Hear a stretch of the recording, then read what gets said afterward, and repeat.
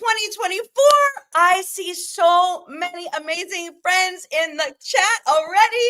I am so honestly thankful that you could be here with us today in the chat. We're going to be starting the show and getting you involved in the conversation as well.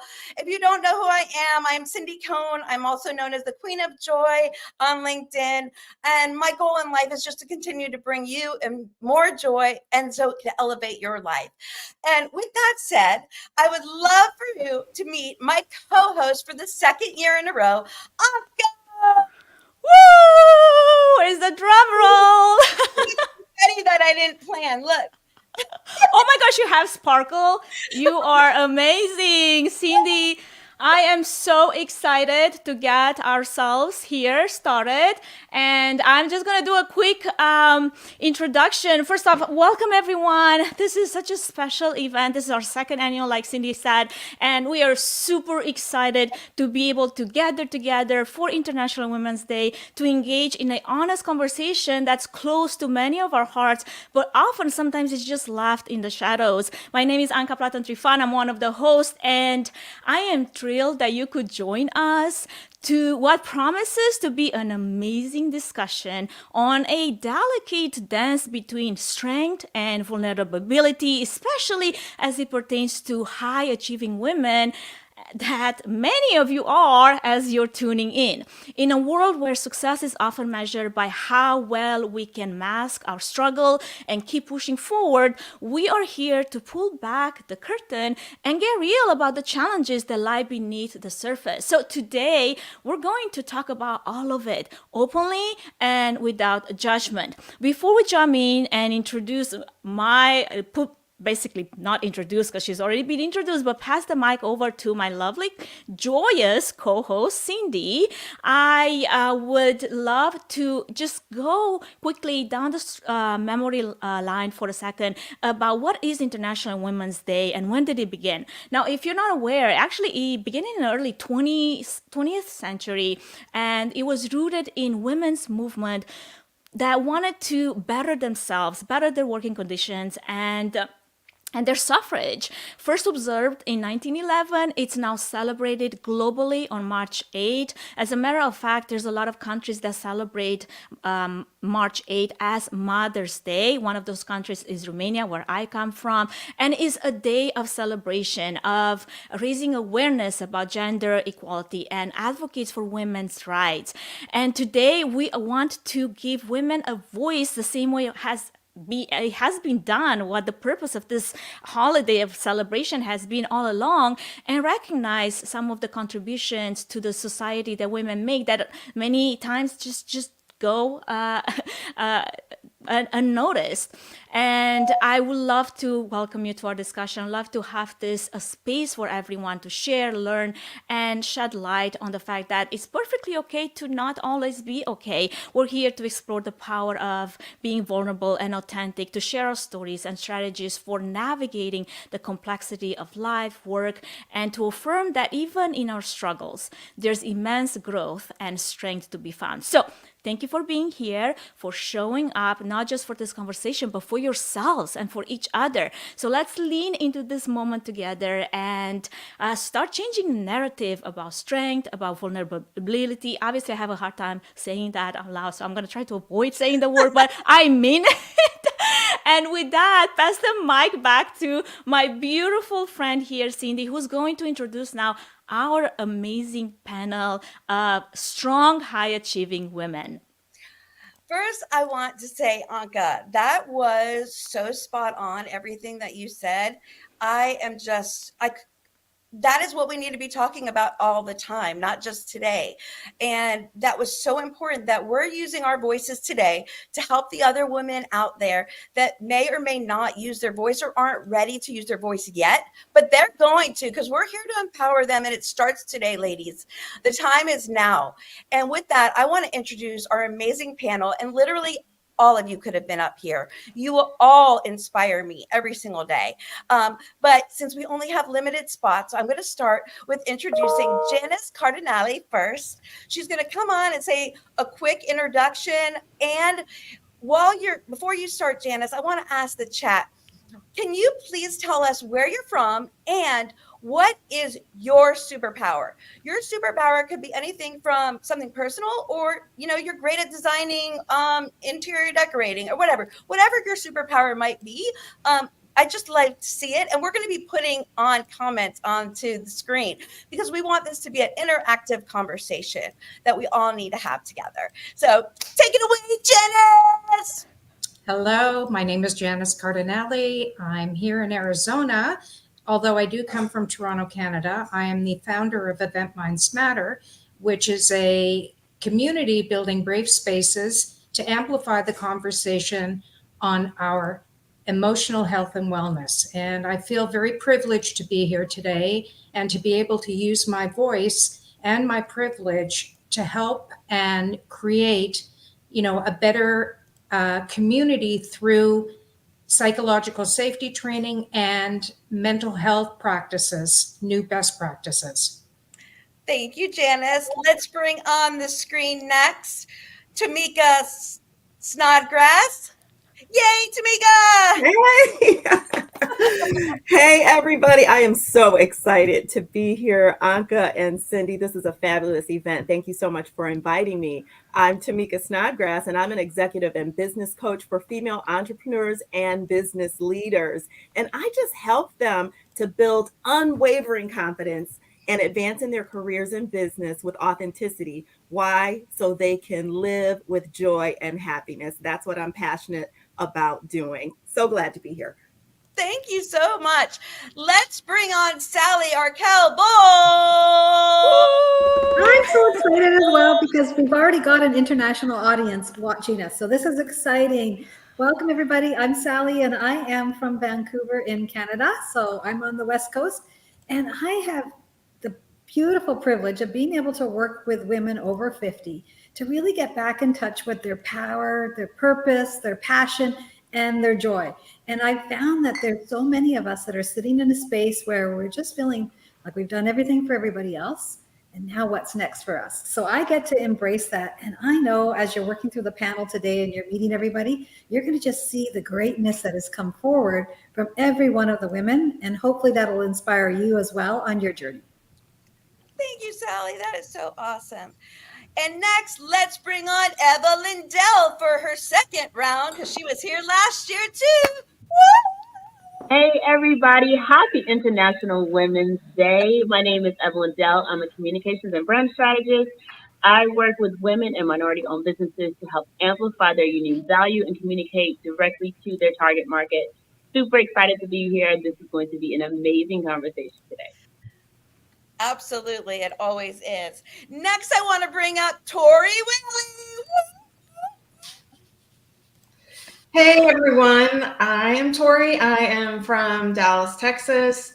I am the person that jumped off a Segway in Italy, the one that accidentally landed on the Outcast bus at a festival. And I also am a job seeker looking for a job in the leave of absence realm. Thank you, Tori. Next, I want to bring up Shannon Baylor Henderson. Woo, woo, woo. Happy Girls Run the World Day, everyone. Yeah, girl, that's what you said. My name is Shannon Baylor Henderson, and I am the Chief Content Officer and Storyteller for Content Commanders, where we specialize in adding more power, personality, and perspective to a brand's digital, print, and social media messages. I'm a DC girl living in a North Carolina world, and I am very happy to be here. Oh my goodness. Cindy's bringing the joy. I love it. I love it. What a great, great way to start our event. All right, Cindy. All right. So we're going to tee off with question number 1 today. And again, y'all join in the conversation. We're going to put your comments on the screen, and if there's questions, we're also going to answer them the best that we can. We have all been to the barrel and back. We've been in your shoes, other shoes, and the thing that we are all alike in is that we're here today and we've overcome and we're still elevating and we're still learning and we're still evolving. And we just want to empower you to do the same. So we're just cheering you on. So with that said, I want to bring up question number one. And the question is, how have you been able to navigate the balance between showing up your true self and maintaining your professional strength, given traditional environments that we all live in? And staying authentic. It's kind of there is that hard line for a lot of people. Anka, I would love to call on you for this. All right. I was actually switching myself before you were even able to do that. So we're doing a lot of things behind the scenes for everyone that is not aware. And we're trying to make sure that everyone is included in the conversation. So keep posting those amazing things. I will try to put them on the screen as they come. And I love how many of you are sharing your superpowers. And that is a way in which you shine. And I am going to speak a little bit about the power of being authentic and being vulnerable, in the sense that that can give you a voice in a space that maybe before you didn't feel like you had a voice. My growing up journey is marked by a lot of adversity from a very young age, which kind of made me and forced me to shield my little tender heart and build walls around it and show up as this tough, impenetrable person, because I've been taught from an early age that I need to hide my vulnerability, because that was seen as a weakness, to stop the tears, to silence the complaints. It was all about survival, about being strong in a world that didn't see the value in softness. But over the years, through writing, which has become my outlet, I found this safe sanctuary, a place where I can lower these walls and I can explore some of the depths of my heart that I didn't even know that I had. It was this journey of rediscovery, of allowing myself to be authentic, to be vulnerable, to be able to feel the full spectrum of emotions that I had denied myself for so long. I had to also overcome the fear of actually showing up and as I am, like without hiding of who I am as my authentic self. And this is when I decided to start this series of posts on weekends. Now, over the duration of a week, I would post, everything that has to do with business, growing business, connecting with my ideal client, all of that thing. But on a weekend, either Saturday or Sunday, I started posting those personal posts and share some of the things that I always wanted to talk about, but I was afraid to. And what happened in the process, it surprised me actually, because not only it revealed this tenderness that I had in my heart, but also it brought forth a lot of people that were able to relate to some of the things that I was going through, and they were able to now speak to that and feel encouraged and feel brave enough to address the same things that I was addressing. So I guess there's really such a value in showing yourself as you are and being vulnerable, and it's about mutual respect and trust. And obviously I'm not for oversharing without boundaries. There has to be some boundaries. But I have a high belief in being open, in being able to be vulnerable and show incredible strength,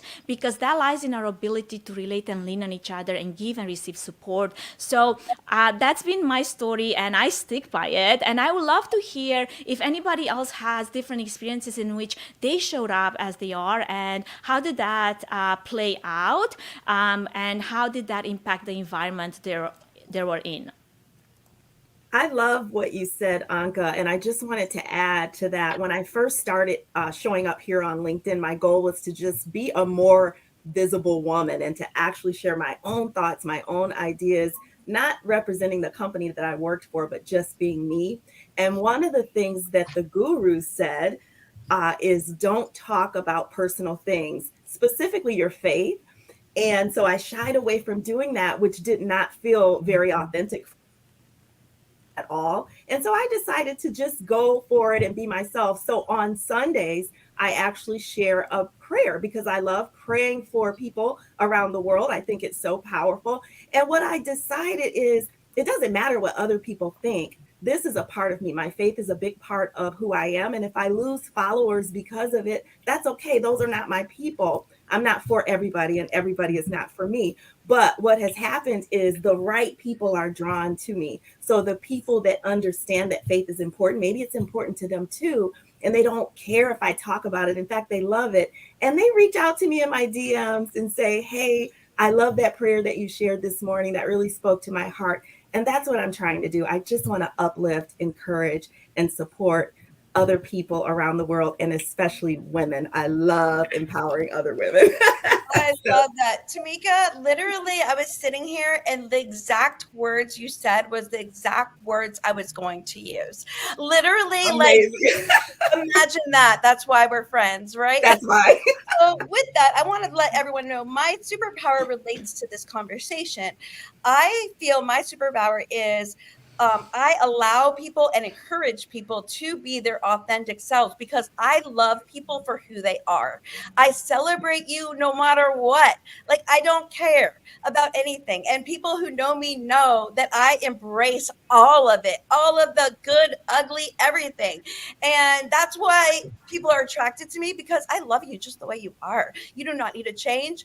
And if people don't love me, one thing I didn't learn till I was like 50, sorry, but is that not like you said, Tamika, not everyone is for you and you're not for everybody. And guess what? That's actually okay. Whereas and it's more than okay. But I didn't know that till I was so much older. And like I lived all these years with that, like not being my authentic self because I was afraid maybe people wouldn't like me. And you know what? You attract your tribe when you're authentic and people love you and the right people come into your life. And it's like, oh, that is where it's at, people. If you learn nothing else today, I say this probably in every post, but it's so important to sooner than later, like today, be you. The end. Be you. And I promise you, everything falls into place. I love that. So I guess my question to our panel is, what are some practical ways in which we can become more comfortable with showing our true selves, especially in environments that traditionally value that ideal of strength and stoicism, which I had to overcome in my own journey? I think one of the things that has helped me over the years, well, for one, I'll take it back. So I think I have a unique circumstance because my mom and my grandmother are both very authentic. They were always very authentic women. They always were go getters and were never afraid to do things. My mom has done like amazing things. She's always never afraid to take a chance and always creating new businesses and just doing what she loves. But I think for me, as I got older, one of the things I had to remember was to go back to my childlike self. So if we think about it, children and animals are authentic. They will tell you whether they like you or not. They'll tell you if you are ugly. They'll tell you if you stink. All of those things. Children are so authentic. And I think as we get into this world, there's so many different voices and we're trying to all be the same when we really just need to be who we were in the beginning. We need to be authentic. And I think for me, going back to that and being able to embrace those things and embrace the beginning and the simpleness of life has made me okay with being a little bit more authentic in every single thing that I do. Fantastic. Well said, Evelyn. All right. So, Cindy, I think we're going to touch now into a topic that I know is super close to your heart. And that has to do with identity beyond work. And we have a lovely panelist here that I would love to speak to that a little bit as she's going through her own challenges and just be open and honest as we're trying to all be here. I feel like many times when we put our identity in our professional life, when that goes away, you start, I know I have over COVID, right? Like I started questioning everything about myself. And for anyone that's been in that situation, how can women, individuals start to separate their self-worth from their professional achievements or hobbies, especially in society that often defines us by what we do? Tori, would you like to speak to that? Yeah, and I actually have a story that even goes back a little further. About 7 years, I took a DNA test and found out that my dad wasn't my dad. and my mom wouldn't tell me who the person was. And I was just so surprised. It completely pulls your foundation down. And you've really got to think about who you are, because it's no longer familial. It wasn't at the time. I was actually coloring hair, which I love, but I love being in corporate more, which is why I came back. But when things like that happen, you go back, and the only thing that you have to hang on to is who you are and what you bring to the table. And you've got to be strong enough to push that everything else aside. And so when it came to jobs, being back in corporate for only 5 years has been really humbling. Here I am in my 50s, and my last supervisor, when I talked to her, she was like, "Oh, my mom's the same age as you." And so when you start going through stuff like that, you start definitely realizing that maybe your job isn't tethered to who you are. And so in the job hunt, it's been easy for me to pull away from that, but it's a choice. A lot of people in the job hunt have a really difficult time trying to figure out who they are if they're not working. And you do need to put thought into it, but you also need to be very definitive with yourself and just say, that's not who I am. I am going to be the person that I want to be. And I'm going to keep going forward every day and be that person. And that may not have anything to do with your job, because you might be looking for something else. Yeah. And in the end, it's just what you have in your soul. I love Absolutely. that, Tori. I saw someone like totally going like this over this when you started sharing. Shannon, you got to say something. What was that all about?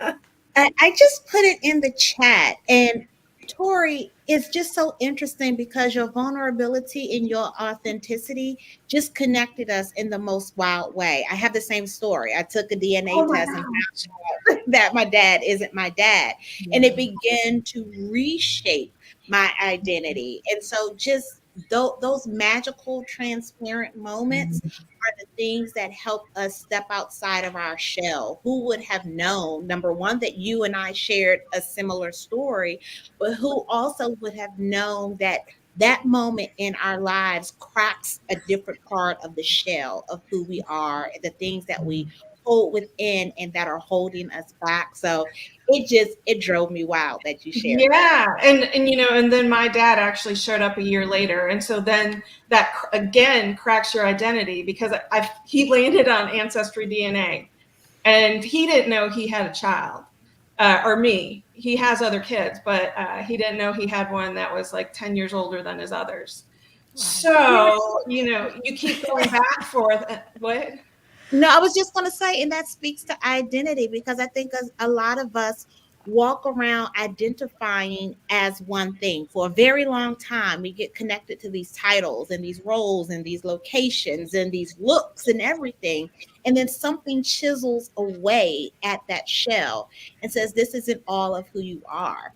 There's something else underneath the surface that you don't know or you haven't tapped into.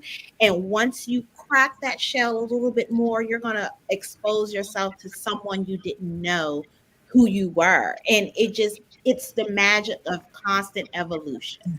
And that's what taps into your strength. That's when you know you're strong. That's when you say, okay, F all of this. I am not these things. I am me, and I'm beautiful, and I'm worthy, and I can be in these situations and still be strong. Absolutely.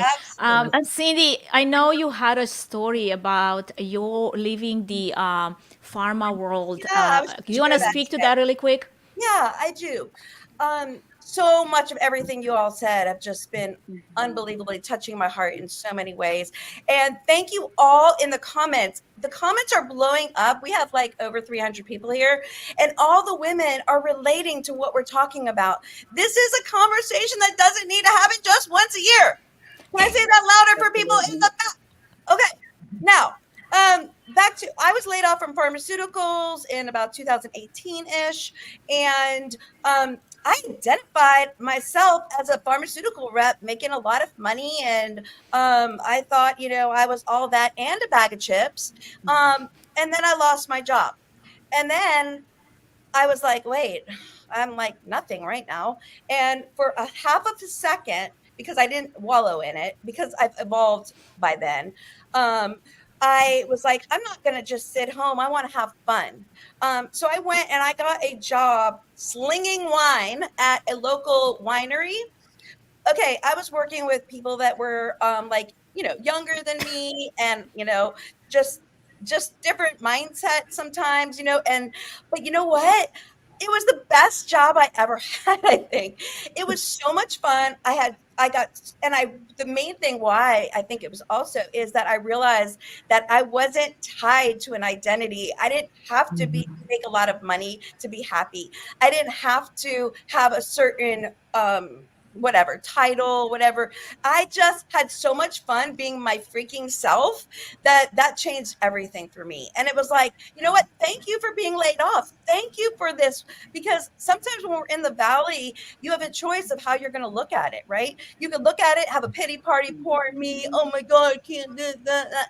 That's not the way to look at it. Look at it as, I am in a valley. What do I have to learn? What can I do while I'm waiting in this valley? And make it fun, and you'll find out so much more about yourself, and that changed everything for me. So that's my little bit of a story. So sling wine, people.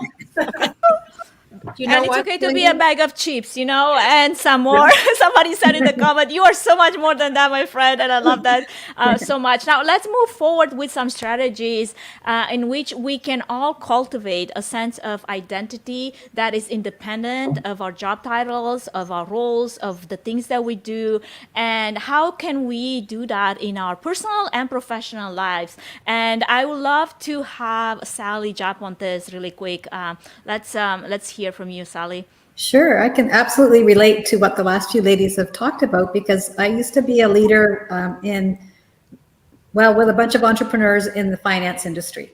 And there were some really big egos. And what I recognized within that is that their whole life revolved around their work. Everything they did outside of the workplace was also to get new clients, to schmooze, to do all those types of things. And so they also had the big houses and everything else to make sure that people could see that success. And what I've always understood, having been a leader in many organizations, was that there's something that is missing in their lives that they're not cultivating. And oftentimes that would lead to divorces. It would lead to all sorts of, distress and things like that within their lifestyles, yet they were still attached to that work. So one of the things that I've worked really hard on, my husband worked out of town a lot when I was in the corporate world, and we had one son. So I really had to shut off at the end of the day. So one of the things that I made an intentional focus on was that I had to be present in the moment wherever I was with my son, because I was basically the single mom while dad was out traveling the world with his career, which we supported, which was fabulous. And yet I had a really high-powered career at the same time. But I remember one time my husband's friend was over visiting us, and he knew what type of position I was in. And he said to me at one time, he says, well, I don't get it. Why, like, you're such a high-powered woman in the workplace, and you're just so normal at home. And that to me was a big aha for me. And that's when my son was about grade 2. And it was like, yay, that's what you need to do. You need to be able to be present with the people that are in your life at that time. And you need to understand that there's more to life than that career. I've pivoted through a number of different careers in my lifetime. And when I left the corporate world at the end of 2019, I made a choice of leaving the corporate world because I wasn't feeling valued by the company for what I was offering at that time. So I made the choice to take back that control of my life. And in doing so, what I found was that I was able to create what I wanted and really get back in touch for who I am, what my purpose and vision is, and get away from all that stuff that the company told me I needed to be and do. So I think that's one of the things that I would highly suggest is really think about what do you need to be present with in the moment in your life. I love that. Thank you so much, Sally, for sharing. I would love to pivot a little bit, talking about pivoting, because I feel like I've pivoted so many times in my life that I'm sick of the word. So I have to find another word now and use. But when you're in the middle of doing all of those things, I think there is a high chance that you will experience overwhelm. You're going to experience stress, you're going to experience anxiety, and a slew of other emotions that are related into that. So I would love to hear from Tamika, what are some effective daily practices or habits that can help us manage feelings of overwhelm and reduce that stress and anxiety in our busy lives? Yes. Oh my goodness. That's a great question and one that I can relate to so much. I worked for over 30 years in the banking industry, predominantly in corporate banking, and I was doing all of the things. I didn't even know that I was overwhelmed or stressed. And what happened for me was during that time, towards the end of my career, because I, of course, walked away and became a coach and started my own business. But what happened was that my in-laws and my parents all started to fall ill around the same time. And so while I was managing this demanding banking career, while I was being a wife, while I was being a mom, I was also cooking meals for my in-laws and running back and forth and taking care of them and helping my parents. My mother had Alzheimer's and dementia, and then my dad was diagnosed with cancer. It was just like the world came crumbling down. But I thought I was doing fine. I thought I was handling it all. And one day I ran to the hospital because I got a call that my mother-in-law had a massive stroke. And I was literally running down the hospital hallway when my legs turned to rubber and I slid to the ground. I could not feel my legs. It felt like forever. I'm sure it was only for a minute or so. And a nurse happened to be coming down that way, and I was on the floor. And she got some help, got a wheelchair, got me up. My husband, who was coming to see his mother, ran through the door, and he was expecting to see his mom. And who does he see? His wife in a wheelchair. That was an eye opener for me that I needed to have a sense of self-awareness, because this could happen to anyone. I thought I was doing it all. I was like Superwoman. I can take care of myself. I can take care of everybody else. I can take care of my kids. I can do all the things. But my body had to tell me otherwise. My body literally shut down on me. Okay. And so for an entire year, I probably went to the hospital more than 10 times. I never have been to the hospital in my whole life. I've always been very healthy, but I had stress induced vertigo. And so I would begin to have anxiety attacks. I'd be in a meeting and all of a sudden sweat would start pouring from my scalp down my face and onto my clothes. I went through it and I had to go to the hospital over and over because they couldn't figure out what was wrong. They didn't know what it was. And I just thought I was dying. In fact, one day my husband came home from work and I was literally laying on the floor face down because I needed to touch the ground. And my husband said, "What's wrong with you?" And I said, "Don't let me die." And he had to rush me to the hospital right then. I was just in a constant state of panic. But what helped me to get through it was a sense of self-awareness and putting myself first. Somebody said something about setting boundaries. I had to learn to set boundaries for myself. I can't do it all, and that's okay. I'm not strong all the time, and that's okay too. I need help sometimes, and that's okay to ask for it. Okay, I'm a human being. I need support. I need encouragement. I need a little love sometimes too. And so that self-awareness really helped me. The other things that helped, like I said, setting those boundaries, being able to say no, ask for help when I needed it, seek support. I have an amazing circle of close friends and also my community here on LinkedIn. But I wasn't taught to ask for help. I'm always the strong one. I was taught to be strong, suck it up, buttercup, get through it. No, I need help sometimes too. So I needed to learn how to seek support and be vulnerable and tell people I'm not okay today. I need help today. And then the last one is, I would say, to practice that authenticity and being who I really am, because the person that I was on the outside was not the person that I was on the inside. On the outside, I was corporate Tamika. I was the person to go to work. I meet my goals. I do all the things.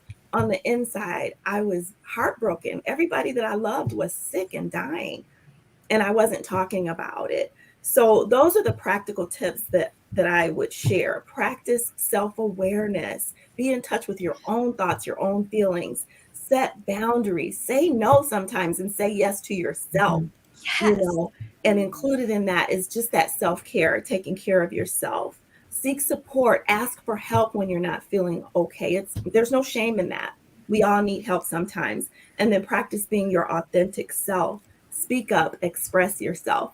The last thing I want to say, Anka, because I know in the interest of time I need to be quiet, but do something for yourself first thing every morning. Have those non-negotiables. And for me, my non-negotiables, first thing every morning when my feet hit the floor, prayer. That's what I do for myself to fill my cup. Prayer, meditation, exercise, and then hydration. Get that water in. Those are the 4 things I do every day. The number 5 is coffee. I have to have a cup of coffee every single day after exercise and water. And that's it. Love on yourself, because as RuPaul says, anybody familiar with RuPaul? As RuPaul says, how in the hell you gonna love somebody else if you can't love yourself? All right. You heard it Ain't here, that folks, true? people. You heard it here first. Woo! I am pumped up, Tamika. Yes. That was incredible. You gave some amazing tips. Thank you so much. Yes. Thank you. Well, Cindy, I guess I'm going to take on this really quick. I was going to share really quick. First off, thank you so much for everyone in the chat. If you guys don't know, there's over 200 comments going on in the chat right now, and it's amazing the conversation that's being had. There was a question as well that we're going to come down to a little later. But what I wanted to share really quick on this is when for me, when it comes to overwhelm and burnout, and when it comes to recognizing the early signs of burnout, and going into those steps that Tomika just shared about what you do to overcome it, for me is my biggest red flag is the loss of creativity. When I start feeling uninspired or unable to come up with a fresh, new idea, I know that it's time to take action. And just like it has already been said, and it's already being preached in the chat, prioritizing self-care, setting boundaries, seeking support, those are my main go-tos. Taking breaks, practicing mindfulness, reassessing the workload, and asking for help in the places that you don't have to do it all. That's what's going to help you get physically and mentally healthy. Now, about that, I wanted to touch a little bit on the mental health. And I have someone here that's been very, very passionate about this. And I want Janice to speak a little bit to this topic of mental health and how overwhelm and stress and burnout, it really affects it in ways that we're not even able to. Like my sign, like I said, is loss of creativity. I want to hear from Janice on this. And what are some ways in which Janice, we can take immediate steps so that we overcome this and find our happy place again? Thank you very much, Anka. And of course, this is a very important topic and one that I've been passionate about. And I must wish all of the women who are online today from my community, and I appreciate that. But why is it that women are often handed a lollipop instead of a cup of tea?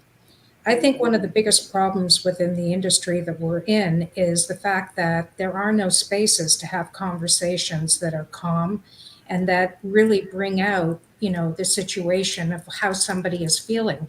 We throw around the words kindness and empathy and, belonging, but in fact, we have not created that environment in a caring culture at our workplaces. And I think this is the greatest thing that we have to really pay attention to in the future, because things will continue to happen that raise people's stress levels, that will overwhelm them, that will cause burnout. And that is really the reason why, I founded, and then with a group of like-minded professionals, Event Minds Matter, because we know that education, resources, and initiatives are critical to the future of our next generation of industry professionals. And that's why we really did start Event Minds Matter, was for the next generation, because we already know that they are not going to do or work like we did. You know, I'm someone who started early. I have 3 children. I remember going, to work every day and just, multitasking. And yeah, after many years, I was exhausted. And I also recognize the fact that my work did not define me. I've always been an entrepreneur, but the fact of the matter is, I have so much more to give than just what I did. And that's also another reason why today I'm very involved in building my legacy, because I don't want people to remember me for the great talent I sold or the accessories that I was involved. What I really want is people to remember me because was on a mission to create something better for the next women who are coming up the ladder. And that's really what, Event Minds Matter is about. The other thing about Event Minds Matter, which is very important to note, is that we believe that psychological safety training should be mandated in the industry. And I say that because you can get all the benefits in the world, but you still have to come back to the same place to work every day. And if a culture has not been created within your workspace, that becomes a huge problem, because you're siloed in getting your therapy, but you're coming back to a situation that could be in fact toxic, that's not really set up for those brave conversations. And I think that that's, a big thing that we have to consider. And yes, boundaries, expectations. We have to learn to deal with that. Absolutely. Thank you so much, Janice, for Okay, sharing. can I add something to that? Yes, absolutely. Go I ahead. love what you said, and I think it's very telling about cultural differences, and I speak about this all the time. People don't acknowledge, I think, a lot of the cultural differences. One of the things that I've experienced with being a coach, I work with a lot of people who either have immigrated to this country and work in corporate, or women who are working in corporate that are trying to find their voice. And two examples stood out to me. One, I had a coaching client that was from another country, and I remember one day he said to me, he said, "You guys are different here. He said, you work differently." And I wanted to dig into that a little bit. And right after that, in the same day, I had another coaching client who's a woman, and I remember when I logged on, I could see her visibly. She was just distraught. She was just stressed out. And I said, before we get into the meat and potatoes of it, of why we're here, is there anything you want to share? And she said, "I'm just tired." She said, "I am really tired." And I asked her, "Have you had these conversations with your supervisor?" And she said, "I don't feel like I can." She said, "I'm the only woman on my team, and I feel as though I'm going to be penalized for needing to take the time out to take care of my husband and my children." And we should never have to pick and choose whether we are going to take care of our personal lives or our professional lives. And unfortunately, it's frowned upon in our culture. One of the tools that we always use within that coaching community, there's 2 books. It's the Emotional Intelligence 2.0 and the Strength Finder. And it encourages people to find out which way you are best at communicating.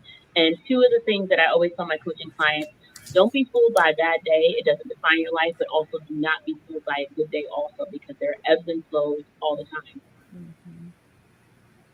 Absolutely. Thank you for adding that, Evelyn. It's so important. I mean, as someone that I'm an immigrant to this country, as someone that actually worked as a pregnant lady in an industry that's male dominated until my 40th week, literally my water broke at work. And then I was back to work 2 weeks later after a C-section, because I was exactly in that position where I didn't have a voice and I didn't feel like I could go and say, I need more time with my baby. And there's so many things to unpack there. And why was I doing that? Because I'm a driven woman, and I was like, I can do it. Is it right? Should all women do that? No, 100%. Find your voice, talk about it, and also make a way for other women to have better conditions. And I can go crazy on this, so maybe I should just stop. What I want to touch on next, right? Cindy knows. Really, it actually is important. Janice brought up legacy, and this is kind of a continuation into that conversation, which is so important to all of us. How we're going to maybe not all of us, but to me, legacy is very front and center in my life, and how I want to be remembered and what do I want to leave the world with. So I love how you said that, like, ladies, we have to use our voices. The time is now. It's not tomorrow, it's today. And we all need to continue to. It was interesting. I was talking to someone, she's like, I can't even think of a woman really that empowers other women. And I was like, that is so sad. Like, we all should be able to easily name 50 women that empower other women. Like, we're a team, people. We are team women. And that's how I want the world to be. And again, with we could go into a whole nother rabbit hole, but with social media and what that's doing to our young daughters and young children, like, if we don't make a stand and stop it and create a legacy for them, who's going to? Well, and legacy includes vulnerability, because if you're going to leave a legacy, it's because you did the tough things, and nobody knows those things until you tell them. Legacy also means something different to everybody. Yeah. You know, it really depends on, you know, where you came from, what experiences you've had. It also goes back to our grandmothers, mothers, sisters, you know, all the females in our life who've impacted us in one way or another. But I do believe that legacy is extremely important, because one day when you're not around, what do you want people to remember about you? Absolutely. I mean, I know for me, if there's one thing that keeps me up at night is what kind of impact am I going to live in this world? And there's a lot of other things that could be keeping me up at night, but those are not the things. Not having to pay the bills or having to do the things, this and that. It's that impact, that how are we going to leave an impact, and how is it going to be meaningful for not just my children, but for the people that come after me. And I love that we got into this. So I'm curious, because this is something that is more to be talked about. How can we start to think about a legacy that we want to leave behind, and take some actionable steps today to begin building towards that lasting impact? And since I had you, Janice, on that, if you want to add a few more thoughts, and then I would love to have someone else share on this topic really quick. Legacy for me also came at a stage of life where I was making a decision after COVID as to what I wanted to do. I'm probably the eldest here in this crowd, but the truth of the matter is that I have always cared about people. So for me, naturally, what I ended up wanting to do after COVID was try to change certain things with regards to people's emotional health and well-being, because I recognized that that was one of the greatest impacts that happened to just about every one of us. And I think that this problem is growing. I think that we are in a crisis of women, men who are struggling, to be honest with you. And I think that, you know, it's one thing to preach, which we've been doing for the last 2 years, but we have to action this. And if the leaders, you know, in our industry are not going to prioritize, you know, emotional health and well-being, then we have a problem, and we have to come together and action it. Action, yes.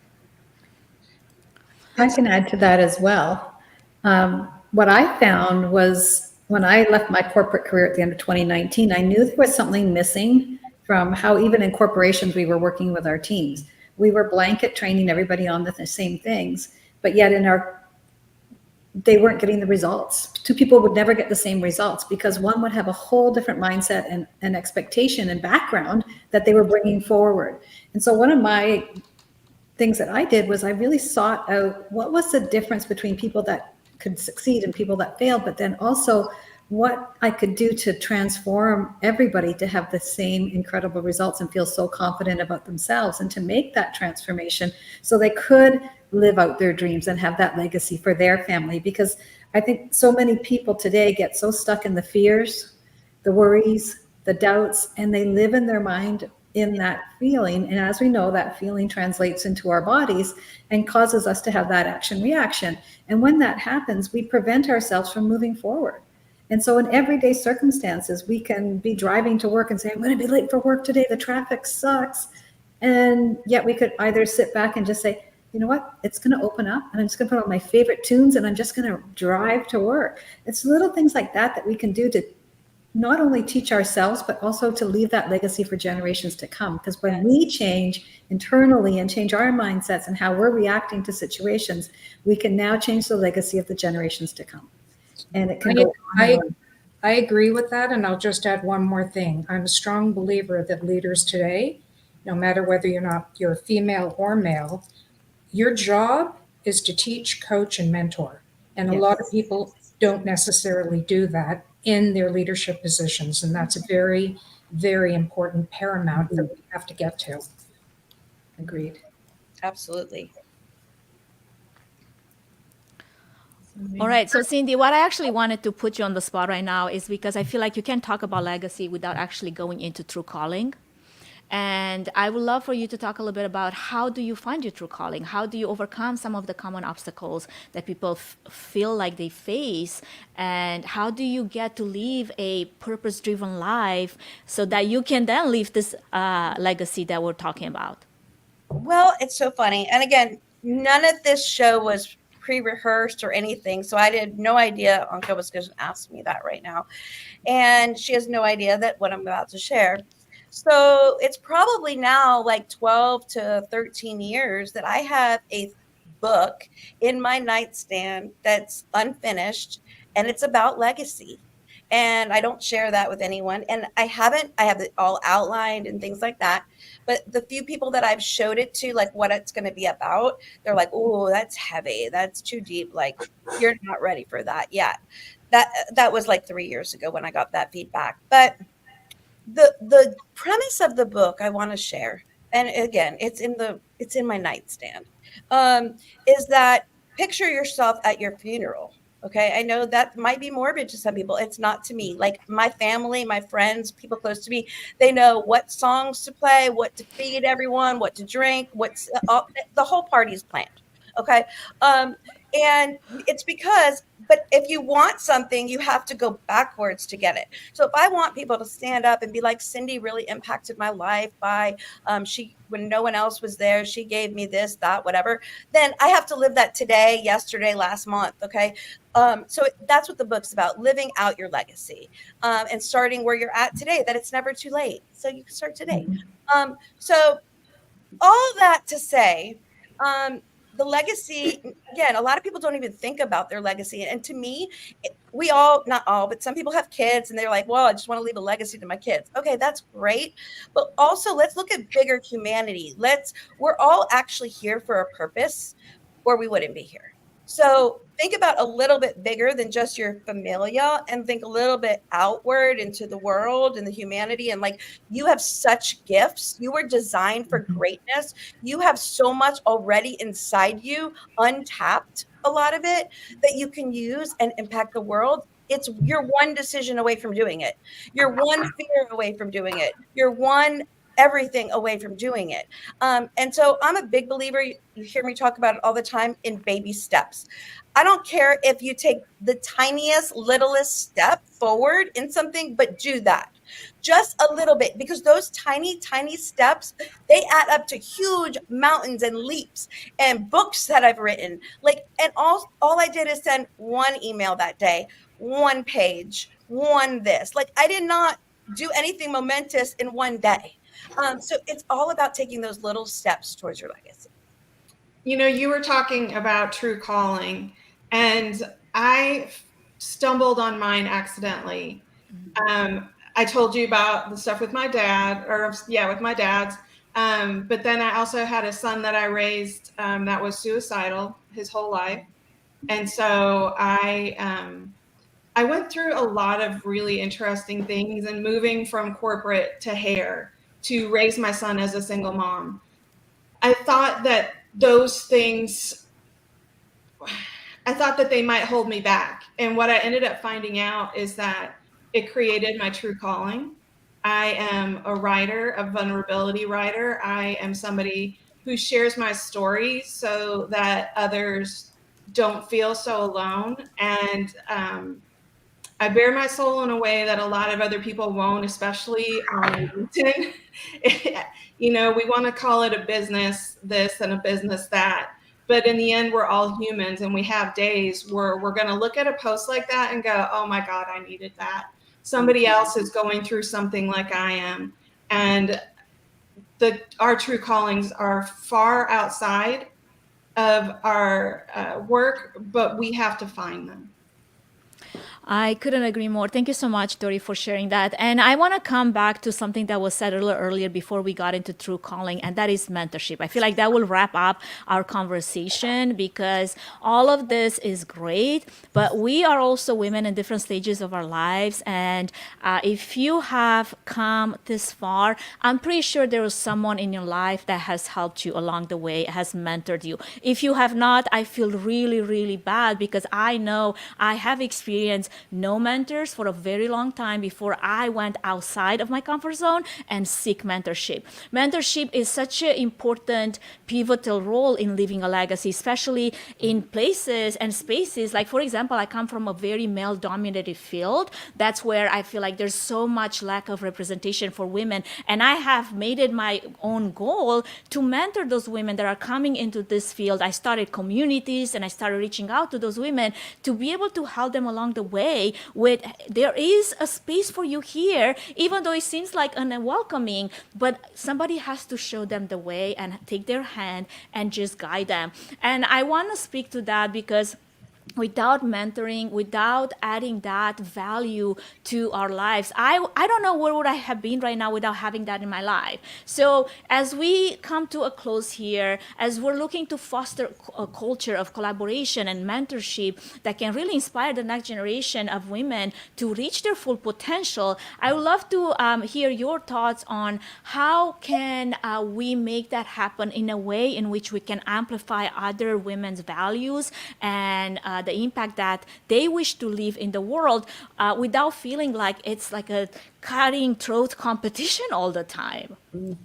I think you have to just be very open to the fact of maybe deciding that you want to do it. I remember when I had my former business, and I have always sat as a board chair at a college for event management and creative design.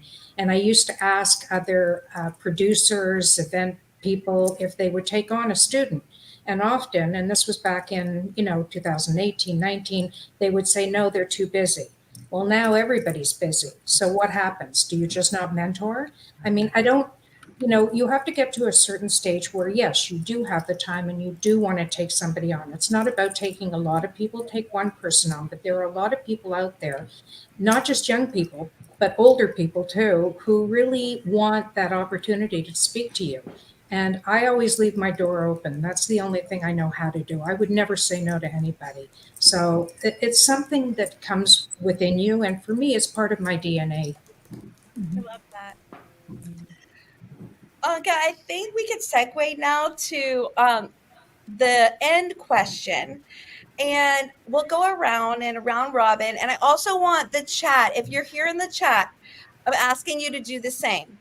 So what we're each going to do is we're going to choose one person from LinkedIn who you feel empowers and elevates women and that you want to acknowledge them so that other people in the chat can also follow them. And so I will start with mine. And I am going to say, I have so many women, honestly, like I am blessed. I have so many women that I can choose for this, but she is fairly new in my circle, and her name is Ashley Beck. I'm gonna her name, but it's like Cuellar, Cuellar. Ashley Beck Cuellar. If you're here, can you say so in the comments so people can follow you? She is like the best hype woman, and I love freaking hype women. So yeah, connect with her. Janice, do you have someone to mention? It's really funny, and I guess this comes with age and stage, but I have somebody who I have a great deal of respect for, who unfortunately just passed away, and her name is Marin Bright, and she was the publisher of Smart Meetings magazine. And the one thing her and I have in common is we both love butterflies because they bring hope. But I want to say that she is and was a force to be reckoned with. She, was unselfish. She gave back to women all the time. And even in her awards, she's always celebrating women. And God bless her. You know, I think about her every day. Thank you. Sally? I'm going to go back to a mentor I had in one of my careers, and her name is Jeray Buckley Cox. And she was just the most incredible, patient woman. She was in the US, I was in Canada. I was one of the directors within the organization. And she took me by the hand. And even when we had to go do presentations to corporate, she would be up in the hotel room with me the night before, fine tuning, showing me how to be more successful, guiding me step by step along the way, giving up her time so valuably. And I'll always remember that because it was such a special connection and such a special person that gave so much of herself to mentor me to have so much more success in my career. And I always go back to that. I love that. People remember how you made them feel. Yeah. Right, Maya? Exactly. My favorite quote. Absolutely. Anka, do you All want right, to go I am going to actually highlight someone in the chat that it has been my hype woman. And Danielle, if you're still around here, I'm putting you on the screen. So a quick story. Danielle and I actually connected. Danielle is an amazing woman in our here local community of women in leadership and women in business. And she's always been the behind the scenes woman that has put on those conferences for women and empowering women to step beyond their comfort zones and speak to their expertise and their knowledge. And we connected over a conference where I was speaking at, but I did not expect Danielle to spend so much time behind the scenes with each one of us, to be so attentive to our needs, to have conversations. I'm like, girl, how do you find the time to speak with 200 of those speakers that are on your docket right now? And I was so impressed with her diligence and her attention to detail. So I wanted to shout it out there. And she's like, and connect with Danielle. She's doing amazing thing in many communities, and I just wanted to throw you out there. So there you have it. Fantastic. Tamika, who would you like to highlight today? Oh my gosh, Cindy, I'm blessed too. I have so many amazing women in my community and in my close friendship circle that I surround myself with. But I am going to highlight my LinkedIn friend, Famia Hamden. Yeah. And Cindy, I think you may have connected us here on LinkedIn, as a matter of fact. And we live very close from each other, so we actually have gotten together in real life a few times, and I absolutely adore her. And what I love about Famia is her passion for building an inclusive community here on LinkedIn. I think you absolutely have to connect with her. Not only is she amplifying the voices of other women, but she amplifies all voices. She just has that ability to draw the right people into her tribe. And I'm extremely proud to be a part of her community and to have her a part of mine. I love Mika, that. that's exactly one of the people that I would have put up there for sure. But my hype person, I've got to hype Riley Blasdale, and I know a lot of you know him. He highlighted a woman in October every single day. He went to the SASTR, their sales conference as a guy that was really open to it. He's an ally, and he's one of the coolest people that you can follow on LinkedIn. So you definitely need to do it. Agree. He is amazing. I Evelyn? love that. So I'm going to break the rules, and I'm actually going to highlight two women, but I'm going to do it very quickly. First of all, and I cannot say this enough, I want to highlight Cindy first of all, because she and I have a special connection, and I have actually known Cindy for about 20 years. And I remember when we met, I was a stay-at-home mom at the time, and she encouraged me to get back out there. And it was different from anything else I had received at that time, because she convinced me to get back out there on my terms, not necessarily something that I had to do that was corporate. I didn't have to set the world on fire. She said, go out there and do things on your terms. So I wanted to just say that. But I also want to highlight my mom. I say this all the time, and I talk about her. And if you people are tired of me talking about her, too bad. My mom is my inspiration. She has showed me my entire life that women don't have to be defined by one thing. My mom has literally owned a construction company and a nail salon at the same time. She went back to school at the age of 50 years old to finish her degree in construction management. She did everything that the guys did. She was the oldest woman and the only Black woman in her department.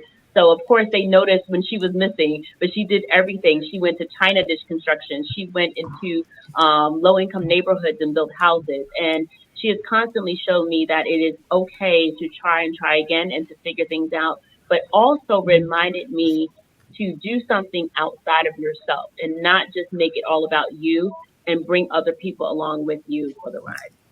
Beautiful. That says it all. That says it all. I love it. We're blessed to have her as a mom and a mentor. Yes. Shannon? Love that. I have a list of people. I put some in the chat. But to abide by the rules, I'm gonna have to select a dear friend of mine named Nicole Outlaw. She's based here in North Carolina. And I think one of the most powerful things about Nicole, not only is her advocacy for women and small businesses and her friendship, is that she's a cheerleader without being loud or without being overbearing or overpowerful. She knows once she becomes your friend or your ally, she knows your strengths and she knows how to stand in for you when you can't stand for yourself. Oh, And I think in that. friendship, in leadership, in corporate, you always need someone who is willing to stand in for you when you don't have the strength, the words, or the knowledge to do it for yourself. So I will highlight her. I would love to meet her. She sounds amazing. All right, I'm going to hand it over to you, Anka, for any last All words. right. Wow, what a conversation. I'm over there busy with all the comments, highlighting all the women. If everyone has a moment to actually drop their LinkedIn link into the chat on LinkedIn, would be amazing. I actually dropped it on Facebook and on YouTube, but for some reason I'm not able from this end to put it in LinkedIn. So please feel free to do so. And as we're wrapping, if anybody still has questions or would like to have a specific question to a specific panelist, please drop that in the chat. Otherwise, we're going to wrap up this amazing conversation. I am so joyous, and I started today with so many things on my mind and with so many to-do lists, and I feel like all of that have vanished because I have been able to be refilled by these conversations that were had. I am so empowered by everything that was said, and I hope everyone else feels the same. So as we wrap up things, we want each one of you to go around maybe and share one last thought, or maybe one last tip, one last piece of advice, one last empowering thought that you can leave us with. And feel free to just go around robin and do that. I'll start with, I think one of the greatest things we all need to do is listen. Okay, I can go next. I believe that we all have the potential to ask, what's next? What's next for me? And always look to the future of what you have the opportunity to create, because it's going to be beautiful. Oh, is it my turn? I'm trying to look around and see. Cindy, you touched on this quote, and it is my absolute favorite quote, and I want to leave everyone with this by Maya Angelou. People will forget what you said, people will forget what you did, but people will never forget the way you made them feel. That is the foundation for how I live my life, and everyone can do that. We can all be positive, uplifting, encouraging, inspiring, motivating, and just be good to each other. So that's what I want to leave you with today, because it matters. I loved you, Tamika, before today, but now I love you. We finish each other's sentences, literally. You might be my soul sister, right? Like, wow. Yes, she's my favorite as well. And I just want to remind people today that we need to all check on people. Check on 3 people minimum per day. You don't realize that they are possibly hanging by a thread, and your little check-in that you think nothing of can actually save their life. The suicide rates are super high right now. people that you think are absolutely fine and like smiling, those are the ones you need to worry about too. Okay. Check on everyone as much as you can. We all need each other. So that's really what I want to get across today. Mine would be tune into your heart and be vulnerable and take those steps to do what you truly want and what you know your calling is. Sometimes we don't want to step out because we're afraid of what people are going to say or that we're not going to be good at it. You're not going to be good until you try, and then you try, and then you try. That's right. Mine is very simple. Think of the world outside of yourself. It's so much more out there. I would have to say, don't force it to work. I think a lot of times we put a lot of force and effort into making something happen, and that's where stress and burnout and anxiety happens. Let it come naturally. Life is cyclical. It will come back around, whatever it is. It may not be your time, it may not be your place. Don't force it to work. I love that. Who didn't go? Who didn't share? I think I have one more to go. That would be me. Is it me who didn't share? I think my last thought is, I would go with be bold. It's okay to be bold. In a world that a lot of people will tell you to be something or someone else, be yourself and be bold about it. I think only when I was courageous enough and brave enough to be that, I found my true self, found my true calling, and I was able to speak from my own experiences like I own them, versus for the longest time I have been hiding from them because I was ashamed and I just didn't feel like I fit in this world that expects me to be a certain way. So be yourself, be bold, and thank you so much for everyone that has shared their wisdom in the chat. They have shared with each other. You hyped us up even as you were on the other side of the screen, just so you're aware. So I hope we see you next time on the same channel a year from now. I mean, what a day. Your energy, your stories, our panelists, you have really inspired all of us. So this is not goodbye. It's just a see you later. And next time we'll see you. We hope to be able to continue the conversation, this bold conversation, courageous conversation of how to show up as ourselves. And with that, happy International Women's Day to everyone. Thank everywhere. you all so much. This was fantastic. Thank you so much, everyone. And we're going to wrap up with our little song here, which, by the way, this little unicorn song dance is written by my husband for my little one. So I'm going to start playing that because she loves it every time we play it. So it's on the stream and it's going to start now. All right.